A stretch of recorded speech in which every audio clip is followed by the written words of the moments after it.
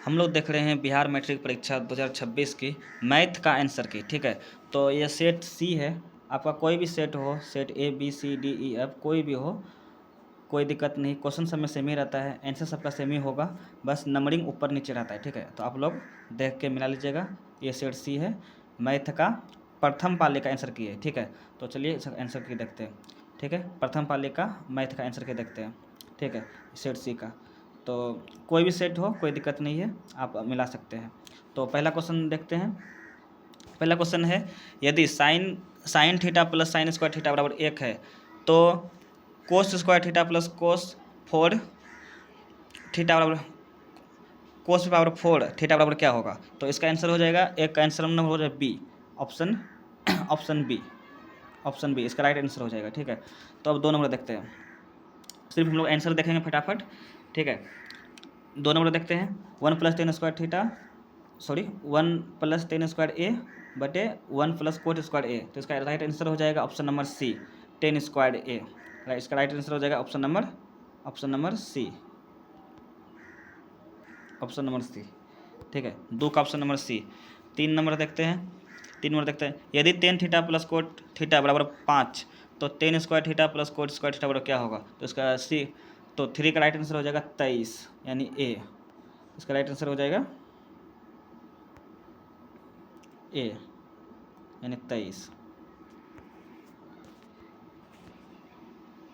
ठीक है, 4 नंबर देखते हैं। 4 नंबर क्या कह रहा है, समकोण त्रिभुज में कर्ण के मध्य बिंदु को समकोण त्रिभुज में कर्ण के मध्य बिंदु को केंद्र मानकर वृत्त खींचा जाए तो केंद्र कहलाता है। तो केंद्र क्या कहलाएगा? यह केंद्र कहलाएगा परिकेंद्र, यानी 4 का ऑप्शन नंबर बी, 4 का ऑप्शन नंबर बी। ठीक है, तो 5 नंबर देखते हैं।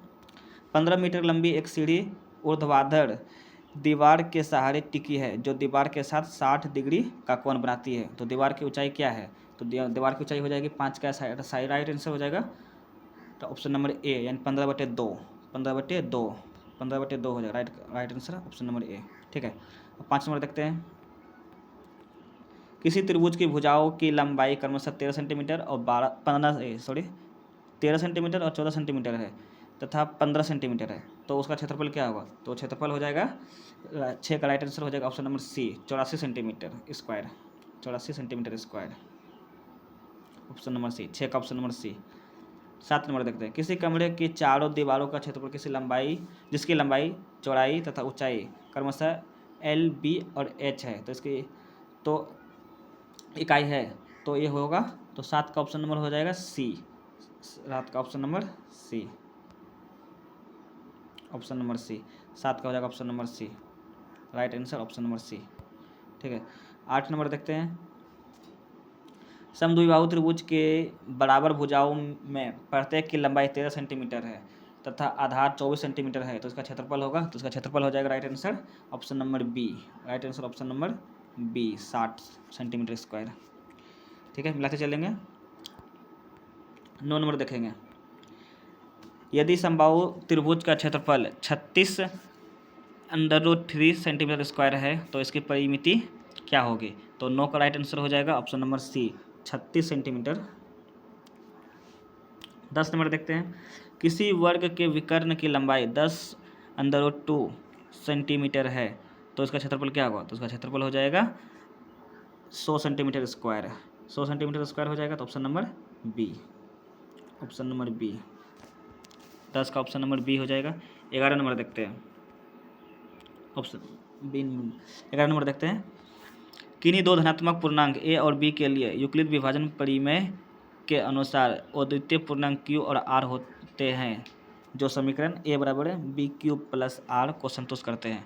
तो जहां होगा, तो इसका राइट आंसर हो जाएगा option number B, right answer क्या हो जाएगा? Option number B. जीरो जो होगा, जीरो से जो होगा आर बड़ा होगा या बराबर होगा और उससे बड़ा होगा बी। ठीक है, तो 12 नंबर देखते हैं, यूक्लिड विभाजन एल्गोरिथम के अनुसार 867 तथा 255 का मूलशोध क्या होगा? तो 12 का राइट आंसर हो जाएगा ऑप्शन नंबर डी, 51। 13 नंबर देखते हैं जल्दी से, 7429 के अभाज्य गुणनखंडों का गुणनफल क्या होगा? तो 13 का राइट आंसर हो जाएगा ऑप्शन नंबर ए।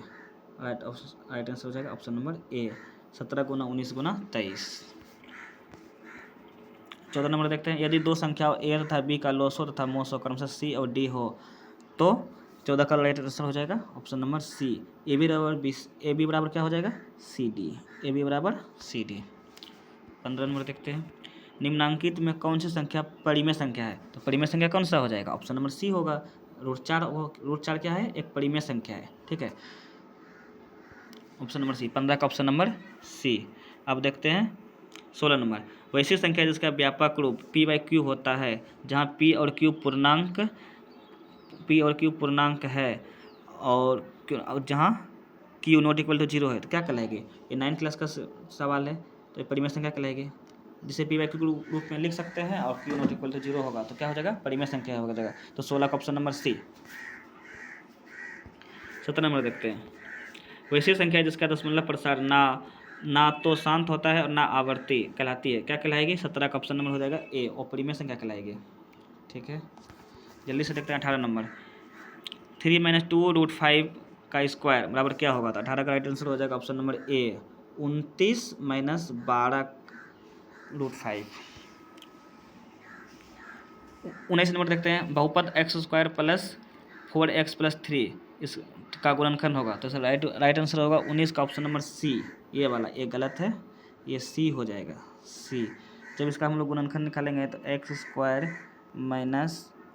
4x + 3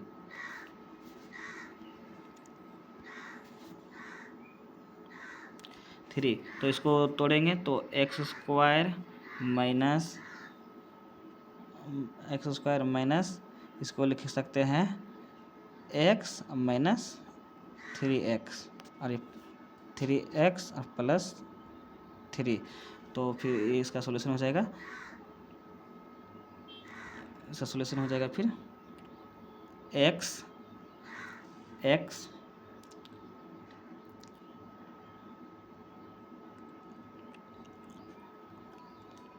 x कॉमन ले लेंगे और x, एक मिनट फिर से सोल्यूशन देखते हैं।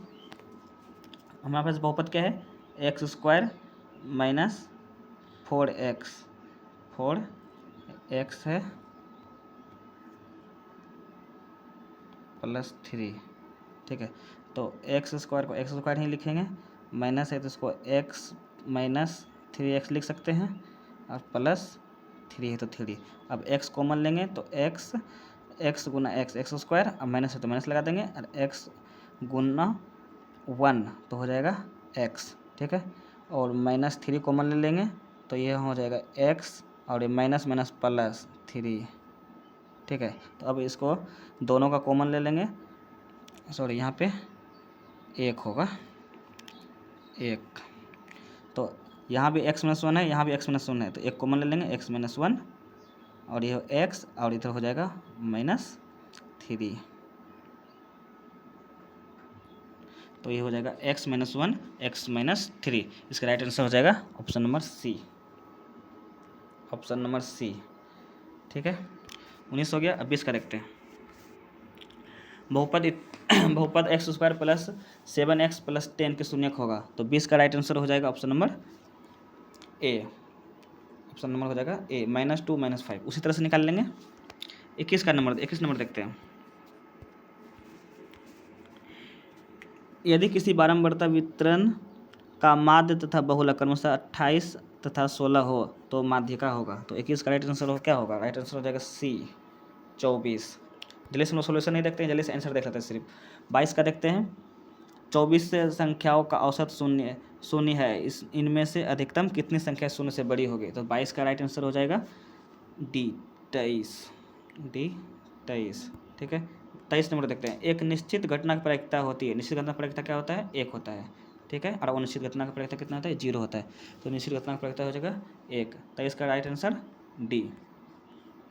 24 देखते हैं, एक पासे को एक बार उछाला जाता है तो एक अभाज्य संख्या आने की प्रायिकता क्या होगी? तो 24 का राइट आंसर होगा ए, राइट आंसर ए, 1/2, ए 1/2। 25 का देखते हैं, 25 का निम्नांकित में कौन सा विकल्प किसी घटना की प्रायिकता नहीं हो सकती है?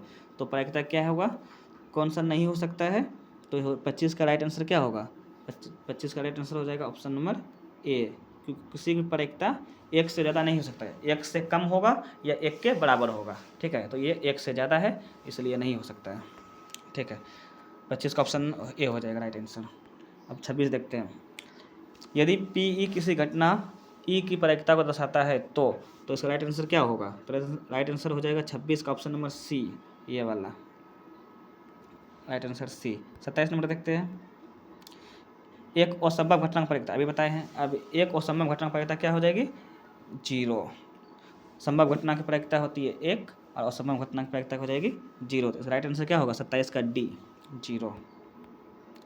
28 देखते हैं। एक पासे को एक बार उछाला जाता है तो एक विषम संख्या आने की प्रायिकता होगी, तो 28 का राइट आंसर होगा सी, 1/2 यानी हाफ। 29 नंबर देखते हैं। 1 से 30 तक की संख्याओं में से यादृच्छा ये एक संख्या को चुन लिया जाता है तो चुनी गई संख्या के अभाज्य संख्या होने की प्रायिकता होगी, तो 29 का राइट आंसर क्या होगा? राइट आंसर हो जाएगा ऑप्शन नंबर बी, 1/3। 30 नंबर देखते हैं। यदि किसी खेल के जीतने की प्रायिकता 0.4 हो तो इसके हारने की प्रायिकता होगी, तो 30 का राइट आंसर होगा इसका राइट आंसर हो जाएगा ऑप्शन नंबर बी, 0.6। 31 नंबर देखते हैं। यदि साइन थीटा बराबर 45/53 तो कोस थीटा बराबर क्या होगा? तो आराम से निकाल लेंगे इसका। 31 का राइट आंसर क्या होगा? ऑप्शन नंबर बी हो जाएगा, 28/53। 32 नंबर देखते हैं। साइन 29 डिग्री बटे कोस 61 डिग्री, तो इसका राइट आंसर क्या होगा? 32 का right answer option number C होगा, 1।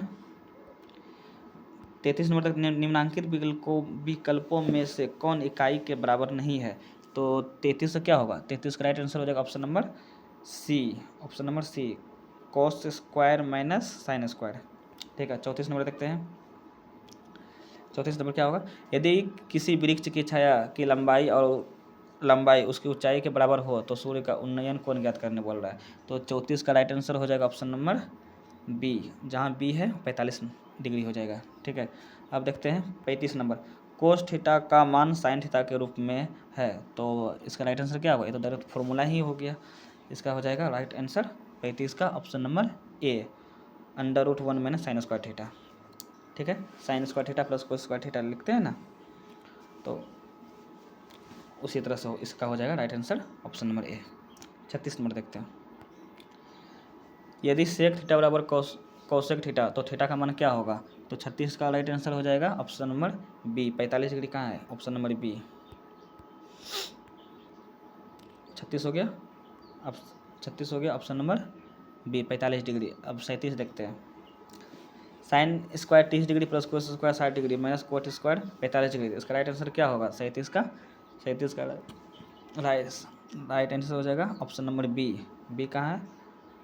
-1/2। 38 क्या है? यदि √3 tan थीटा बराबर 1 तो थीटा का मान क्या होगा? तो 38 हो जाएगा राइट आंसर ए कहाँ है? ए 30 डिग्री। अब 38 39 देखते हैं। 39 नंबर देखते हैं। यदि कोट ए प्लस 1/कोट ए बराबर 2 है तो साइन स्क्वायर ए प्लस 1 क्वेश्चन फिर से पढ़ते हैं। 39 यदि कोट ए प्लस 1/कोट ए बराबर 2 हो तो tan स्क्वायर ए प्लस 1/tan स्क्वायर ए का मान क्या होगा? 39 का आंसर हो जाएगा ऑप्शन नंबर सी, 2 यानी। 40 नंबर देखते हैं। साइन पे घात है 4 थीटा माइनस कोस पे घात है 4 थीटा, तो इसका आंसर क्या होगा? इतना बराबर क्या होगा? तो 40 का राइट आंसर हो जाएगा ऑप्शन नंबर क्या हो जाएगा? डी हो जाएगा इसका राइट आंसर, यानी 2 sign square theta minus 1, 2 sign square theta minus 1। 40 का राइट आंसर होगा ऑप्शन नंबर डी।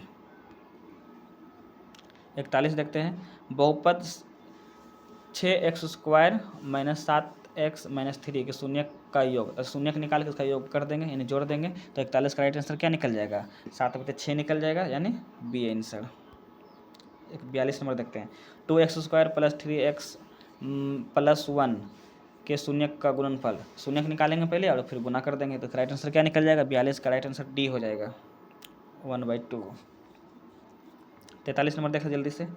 शून्य को -3 तथा 2 वाला बहुपद क्या होगा? तो 43 का राइट आंसर क्या हो जाएगा? Option number B, x² + x - 6। 43 का राइट आंसर बी। 44 देखते हैं। रैखिक समीकरण युग्म x - y = 0 और 3x + 4y - 20 = 0 के आलेखीय निरूपण होगा। तो ये हो जाएगा 44 का, ये हो जाएगा प्रतिच्छेदी यानी ऑप्शन ए। रैखिक समीकरण युग्म a1x + b1y + c1 = 0 है और a2x + b2y + c2 = 0। यदि a1/a2 = b1/b2 = c1/c2 हो तो इनके हल होंगे। तो इसके हल कितना होंगे? इसका हल हो जाएगा अनंत। ठीक है, तो अनंत हल होंगे यानी ऑप्शन नंबर बी। 46 में क्या है? रैखिक समीकरण युग्म जो दिया हुआ है उसके आलेख निरूपण यदि समांतर रेखा हो तो इसका राइट आंसर क्या हो जाएगा? 46 का। 46 का राइट आंसर हो जाएगा ऑप्शन नंबर सी, ये वाला। a1/a2 = b1/b2 not equal to c1/c2। ठीक है, तो 46 का right answer C, right answer C हो जाएगा। 47 नंबर देखते हैं क्या है? यदि दो संख्याओं का योग फल तथा अंतर क्रमशः 14 तथा 4 है तो उनका गुणनफल क्या होगा? तो उसका गुणनफल क्या होगा? 47 नंबर में गुणनफल क्या हो जाएगा? इस दोनों का गुणनफल निकाल क्या हो जाएगा? तो ये 45 हो जाएगा। 45 यानी ऑप्शन नंबर ए। यदि शांत जल में नाव की चाल 8 किलोमीटर प्रति घंटा हो तथा धारा की चाल 3 किलोमीटर प्रति घंटा हो तो धारा की प्रतिकूल यानी उल्टा नाव का अपेक्षित चाल क्या हो जाएगा? तो इसका राइट आंसर क्या होगा? 48 का राइट आंसर 5 किलोमीटर पर घंटा यानी option number B. Option number हो जाएगा बी। अब 49 नंबर देखते हैं। चर x में ax² + bx + c = 0 एक द्विघात समीकरण कहलाता है यदि जहाँ a, b तथा c वास्तविक संख्या है। तो इसका राइट आंसर हो जाएगा 49 का a नॉट इक्वल टू 0 होना चाहिए। तो a नॉट इक्वल टू 0 कहाँ है? ऑप्शन नंबर ए। 49 का हो जाएगा ए। 50 का देखते हैं। द्विघात समीकरण 5x² - 6x - 2 = 0 का विवेचक ज्ञात करने बोल रहा है। तो इसका विवेचक क्या निकलेगा? इसका विवेचक निकल जाएगा ऑप्शन नंबर 76 यानी ऑप्शन नंबर बी। 51 द्विघात समीकरण x² - 3x - 10 = 0 के मूल्यों की प्रकृति। इसके मूल्यों की प्रकृति क्या होगी? मूल्यों की प्रकृति क्या होगी? वास्तविक। मूल्यों की प्रकृति क्या हो? वास्तविक और असमान यानी ऑप्शन नंबर ए। 51 का ऑप्शन नंबर ए। 52 द्विघात समीकरण bx² + ax + c = 0 है जहाँ b नॉट इक्वल टू 0। तो इसका विवेचक क्या होगा? इसका राइट आंसर होगा 52 का राइट आंसर हो जाएगा ऑप्शन नंबर ए यानी a² - 4bc। ठीक है, ये तो डायरेक्ट फॉर्मूला पे बैठा के निकाल सकते थे। 52 का राइट आंसर हो जाएगा a² - 4bc। ठीक है, 53 नंबर देखते हैं। यदि 3xy तथा 15 समतल श्रेणी में हो तो x + y बराबर क्या होगा? 53 का क्या हो जाएगा राइट आंसर? 18 यानी ऑप्शन नंबर बी। 54 देखते हैं। अनुक्रम 5, 9, 13, 17, 21 का सार्व अंतर क्या होगा? सार्व अंतर ज्ञात करने बोल रहा है तो सार्व अंतर हो जाएगा 4 यानी ऑप्शन नंबर सी। 55 देखते हैं। अनुक्रम -5, -1, 3, 7 का 13वां पद ज्ञात करने बोल रहा है। तो 13वां पद इसका क्या हो जाएगा? इसका 13वां पद हो जाएगा 43 यानी ऑप्शन नंबर सी। 56 नंबर देखते हैं। प्रथम n प्राकृतिक संख्याओं का योगफल होगा। तो 56 का हो जाएगा ऑप्शन नंबर बी। 57 देखते हैं। 11 + 12 + 13 और डॉट है +45 तो ये हो जाएगा 980। कहाँ है? Option number B. 58 देखते हैं। समतल श्रेणी √7, √28 और √63 का अगला पद क्या होगा? तो अगला पद होगा इसका अगला पद हो जाएगा √112 ऑप्शन नंबर डी। समतल श्रेणी 3, 7, 11, 15 के कितने पदों का योगफल 406 होगा? तो कितने पदों का योगफल 406 होगा? तो 14 पदों का यानी ऑप्शन नंबर सी। 59 का ऑप्शन नंबर सी। 60 देखते हैं। समुद्र से लेने के प्रथम n पदों का योगफल 5n माइनस एन स्क्वायर है वो, तो इसका nवां पद ज्ञात करने बोल रहा है ना, तो 60 का nवां पद ज्ञात करेंगे तो क्या आंसर आएगा, ऑप्शन नंबर हो जाएगा इसका बी होना चाहिए, सी माइनस इसका option number B 6 minus 2n। ठीक है। 61 नंबर देखते हैं। यदि दो वृत्तों की परिधियों का अनुपात 3:4 हो तो उनका क्षेत्रफलों का अनुपात क्या होगा, क्षेत्रफलों का अनुपात हो जाएगा इसका स्क्वायर, यानी 61 का हो जाएगा ऑप्शन नंबर बी, ये वाला 3 का स्क्वायर 4 का स्क्वायर कर देंगे तो क्षेत्रफलों का अनुपात निकल जाएगा, ऑप्शन नंबर बी। ठीक, 61 का बी। 62 देखते हैं। एक त्रिज्यखंड के केंद्रीय कोण का मान 60 डिग्री है तथा त्रिज्या 21 सेंटीमीटर हो तो चाप की लंबाई क्या होगी, इस चाप की लंबाई क्या हो जाएगी, 22 सेंटीमीटर हो जाएगा, ऑप्शन नंबर सी। 63 में क्या होगा, 6 सेंटीमीटर किनारे वाले 3 घनों को घनाभ बनाने हेतु प्रारंभ से अंत तक जोड़ा जाता है। ठीक है, तो परिणामी घनाभ का आयतन क्या होगा, तो इसका आयतन क्या हो जाएगा, इसका आयतन हो जाएगा 648 centimetre cube, in option A. 63 का ऑप्शन ए। 64 देखते हैं।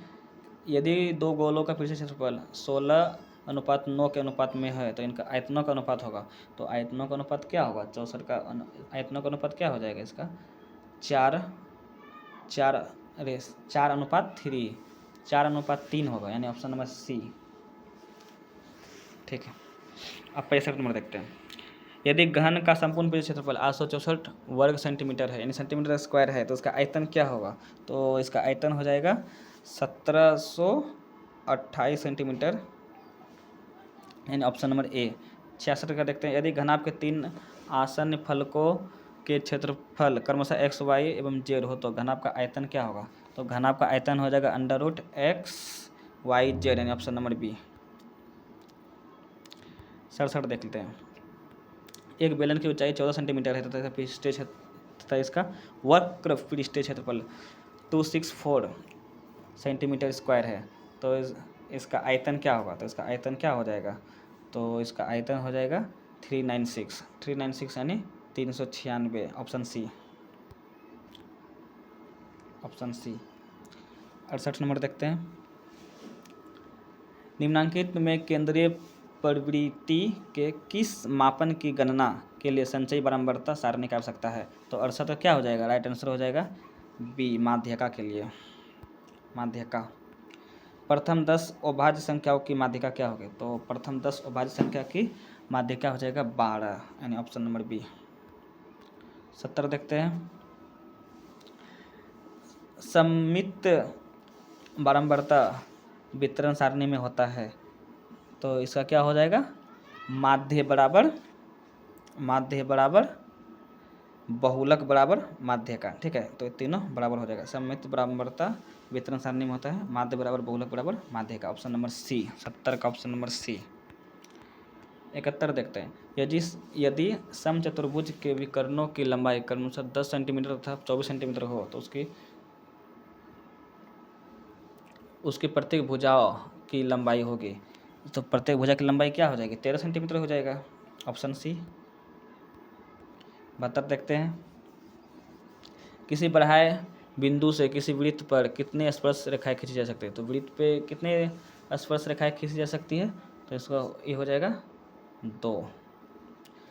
बढ़ाए बिंदु से किसी वृत्त पर कितने स्पर्श रेखाएं खींची जा सकती है, तो 2। 63 नंबर देखते हैं। यदि किसी वृत्त की त्रिज्या तथा बढ़ाए बिंदु से वृत्त पर खींची गई स्पर्श रेखा की लंबाई क्रमशः 7 सेंटीमीटर तथा 24 सेंटीमीटर हो तो वृत्त के केंद्र से बढ़ाए बिंदु की दूरी क्या होगी, तो 73 का हो जाएगा right answer, option number C, यानी 25 सेंटीमीटर। यदि वृत्त की जीवा तथा त्रिज्या की लंबाई क्रमशः 16 सेंटीमीटर और 17 सेंटीमीटर हो तो वृत्त के केंद्र से जीवा की लंबिक दूरी क्या होगी, तो इसकी लंबी दूरी हो जाएगी 15, यानी ऑप्शन नंबर बी। 75 नंबर देखते हैं। चक्रीय चतुर्भुज के सम्मुख कोनों के किसी भी युग्म का योगफल योग का योगफल होता है, तो कितना होता है, तो 75 का का ऑप्शन नंबर हो जाएगा 2। 2 कहाँ है? Option number D. 76। निम्नांकित रेखा युग्मों में से कौन किसी वृत्त में समांतर नहीं हो सकता है? कौन समांतर नहीं हो सकता है? तो 2 व्यास। 2 व्यास कहाँ है? Option number D. यदि वृत्त की किन्हीं दो त्रिज्याओं के बीच का कोण 130 डिग्री है तो त्रिज्याओं के अंतिम सिरों पर स्पर्श रेखाओं के बीच का कोण हो जाएगा, तो स्पर्श तो कोण कितना होगा? 50 डिग्री, यानी ऑप्शन नंबर सी। 78 देखते हैं। यदि समांतर चतुर्भुज के विकर्ण बराबर हो तथा एक दूसरे के समकोण पर समद्विभाजित करते हो तो वह चतुर्भुज होगा। चतुर्भुज क्या हो जाएगा? वो वर्ग हो जाएगा, ऑप्शन नंबर बी। 79 देखते हैं। समचतुर्भुज के विकर्णों में क्या संबंध है? तो समचतुर्भुज के विकर्णों में क्या संबंध होगा? संबंध हो जाएगा समकोण पर समद्विभाजित करते हैं, ऑप्शन नंबर सी। 79 का ऑप्शन नंबर सी। 80 देखते हैं। किसी वृत्त के केंद्र पर कोण AOB है तथा परिधि पर कोण ACB, जहाँ C वृत्त के बृहद चाप पर स्थित है, तो कोण ACB बराबर क्या होगा? तो कोण ACB बराबर हो जाएगा कोण AOB बटे 2, यानी ऑप्शन नंबर सी। 81 नंबर देखते हैं। बिंदु 9, 3 तथा 15, 11 के बीच की दूरी आसान है, निकाल लेंगे तो इसका दूरी कितना निकलेगा? दूरी निकल जाएगा 10 इकाई। ये 10 इकाई, option number B. 10, option number B. ठीक है, तो 81 का ऑप्शन नंबर बी। 81 का ऑप्शन नंबर बी, यानी 10 इकाई। 82 नंबर देखते हैं। शीर्षों 07, 00 तथा 24, 0 वाले त्रिभुज की परिमिति ज्ञात करने बोल रहा है, तो ऐसा परिमिति ज्ञात करेंगे कितना निकलेगा? 56 इकाई निकलेगा, 56 यूनिट, यानी ऑप्शन नंबर डी। 82 का ऑप्शन नंबर डी। 83 का देखते हैं। मूल बिंदु से बिंदु 11, 7 की दूरी क्या होगी? तो इसका दूरी क्या हो जाएगा? 61 इकाई हो जाएगा। 61 इकाई कहाँ है? तो ऑप्शन नंबर डी, 61 इकाई, ऑप्शन नंबर डी। 83 का डी हो जाएगा। अब 84 देखते हैं। यदि बिंदु 1, 2, 0, 0 तथा AB एक रैखिक है तो क्या होगा? 84 का हो जाएगा, तो ये हो जाएगा 2A बराबर B, ऑप्शन नंबर सी। ठीक है, 85 देखते हैं। शीर्ष बिंदु 0, 3, 7, 0 तथा 8, 4 से बने त्रिभुज का क्षेत्रफल, तो त्रिभुज का क्षेत्रफल कितना होगा? त्रिभुज का क्षेत्रफल हो जाएगा 8 centimetre square, 8 centimetre, option number C. 85 का option number C, 8 centimetre square. अब 86 नंबर देखेंगे। अर्धवृत्त की परिमिति होती है, तो सूत्र ही है अर्धवृत्त की परिमिति। अर्धवृत्त की परिमिति हो जाएगा pi r plus 2r, option number C. 86 का सी। 87 नंबर देखते हैं। 28 सेंटीमीटर व्यास वाले वृत्त की परिधि, 28 सेंटीमीटर व्यास वाले वृत्त की परिधि ज्ञात करने बोल रहा है, तो इसका परिधि क्या हो जाएगा? 88 सेंटीमीटर, ऑप्शन सी। 87 का ऑप्शन सी। 88 नंबर देखते हैं। 14 सेंटीमीटर त्रिज्या वाले वृत्त के त्रिज्यखंड की परिमिति 50 सेंटीमीटर है, तो त्रिज्यखंड का केंद्रीय कोण होगा, तो केंद्रीय कोण कितना होगा? 90 हो जाएगा। 90 का ऑप्शन नंबर डी। 88 का ऑप्शन नंबर डी। 79 देखते हैं। एक तार 28 सेंटीमीटर त्रिज्या वाले वृत्त के रूप में मुड़ी है, इसे पुनः वर्गाकार तार के रूप में मोड़ने पर इसकी भुजा की लंबाई होगी, तो लंबाई कितना हो जाएगा? 44 सेंटीमीटर हो जाएगा, ऑप्शन नंबर सी। 90 नंबर देखते हैं। यदि वृत्त का क्षेत्रफल वर्ग के क्षेत्रफल के बराबर हो तो उनकी परिमिति का अनुपात क्या होगा? तो परिमिति का अनुपात हो जाएगा 2/√पाई, ऑप्शन नंबर डी। 90 का डी हो गया। 91 देखते हैं। निम्नलिखित में से किस प्रकार के सभी त्रिभुज समरूप होते हैं? किस प्रकार के सभी त्रिभुज समरूप होते हैं? तो हो जाएगा ये हो जाएगा समबाहु त्रिभुज। निम्नलिखित में से किस प्रकार के सभी त्रिभुज समरूप होते हैं? तो समरूप होते हैं समबाहु त्रिभुज। 91 का ऑप्शन नंबर सी हो जाएगा। 92 देखेंगे अब। समान भुजाओं वाले दो बहुभुज समरूप है तो उनकी संगत भुजाओं में संबंध है, तो उसका संबंध क्या होगा? समानुपाती होगा, ऑप्शन नंबर बी। दोस्तों अगर आप चैनल पे नए आए हैं तो चैनल को सब्सक्राइब कीजिएगा, वीडियो को लाइक कीजिएगा और अपने दोस्त मित्र में भी शेयर कीजिएगा, ठीक है। तो आप कल आपका जिस सब्जेक्ट का एग्ज़ाम है उसका भी आपको आंसर की मिलेगा और सेकंड शिफ्ट में जो भी मैथ का एग्ज़ाम होने वाला है उसका भी आंसर की आने वाला है। जैसे एग्ज़ाम खत्म होगा क्वेश्चन हमको मिलेगा, हम उसका आंसर की आपको प्रोवाइड कर देंगे, ठीक है। तो आप चैनल को सब्सक्राइब कीजिए ताकि कल का जो एग्ज़ाम होगा उसका आंसर की आपको मिल सके, ठीक है। तो चैनल को सब्सक्राइब जरूर कीजिएगा और अपने दोस्त मित्र को भी जरूर बताइएगा, ठीक है। अब चलिए आगे बढ़ते हैं। 93 देखते हैं। दो समरूप त्रिभुजों के क्षेत्रफलों का अनुपात 4:9 हो है तो उसके संगत भुजाओं का अनुपात क्या होगा? तो संगत भुजाओं का अनुपात हो जाएगा 2:3। कहाँ है? Option number D. 94 देखते हैं। यदि त्रिभुज ए बी सी समरूप है त्रिभुज डी ई एफ तथा ए बी बटे डी ई बराबर है 3/5 तो एफ डी बटे सी ए क्या होगा? तो एफ डी बटे सी ए हो जाएगा 5:3। कहाँ है? Option number D. 94 का डी हो गया। 95 देखते हैं। त्रिभुज ए बी सी समरूप है त्रिभुज पी क्यू आर तथा उनकी परिमिति क्रमशः 32 सेंटीमीटर है और 24 सेंटीमीटर है। यदि ए बी बराबर 10 सेंटीमीटर तो पी क्यू क्या हो जाएगा? तो पी क्यू बराबर हो जाएगा 15/2। कहाँ है? ऑप्शन नंबर सी। 95 का ऑप्शन नंबर सी। जल्दी से देखते हैं 96 नंबर। 2a सेंटीमीटर भुजा वाले त्रिभुज समबाहु त्रिभुज की ऊंचाई की लंबाई है। 2a सेंटीमीटर भुजा वाले समबाहु त्रिभुज की ऊंचाई की लंबाई है तो लंबाई हो जाएगा a√3। a√3 यानी ऑप्शन नंबर डी होगा। Option number D a√3 centimetre. Option number हो जाएगा 96 का डी। 97 देख लेते हैं। निम्नांकित में कौन सा विकल्प पाइथागोरियन त्रिक नहीं है? तो पाइथागोरियन त्रिक कौन सा नहीं है ये पूछ रहा है। तो कौन सा नहीं होगा? तो ये होगा 17, 61 और 69 ऑप्शन नंबर डी। 97 का ऑप्शन नंबर डी। 98 देखते हैं। 6√3 सेंटीमीटर ऊंचाई वाले समबाहु त्रिभुज का क्षेत्रफल होगा। तो 6√3 सेंटीमीटर ऊंचाई वाले समबाहु त्रिभुज का क्षेत्रफल होगा तो इसका क्षेत्रफल हो जाएगा 36√3 ये वाला ऑप्शन नंबर बी। 98 का बी हो गया। 99 देखते हैं। यदि त्रिभुज के किसी कोण का समद्विभाजक अपने सामने की भुजा को समद्विभाजित करती है तो त्रिभुज है। तो त्रिभुज कौन सा होगा? तो इस त्रिभुज समद्विबाहु हो जाएगा। Option number C. Last question देखते हैं। किसी चतुर्भुज की सम्मुख भुजाओं के मध्य बिंदुओं को मिलाने से बनी आकृति कहलाती है। तो क्या कहलाएगी? समांतर चतुर्भुज कहलाएगी। Option number A. तो 100 का ऑप्शन नंबर ए होगा समांतर चतुर्भुज, ठीक है। तो कल आपका जिस भी सब्जेक्ट का एग्जाम है उसका आंसर की आपको मिल जाएगा, इसलिए आप चैनल को सब्सक्राइब कीजिएगा, वीडियो पसंद आए तो लाइक कीजिएगा और दोस्त मित्रों में भी शेयर कीजिएगा, ठीक है। तो मिलते हैं कल आंसर शीट के साथ। धन्यवाद।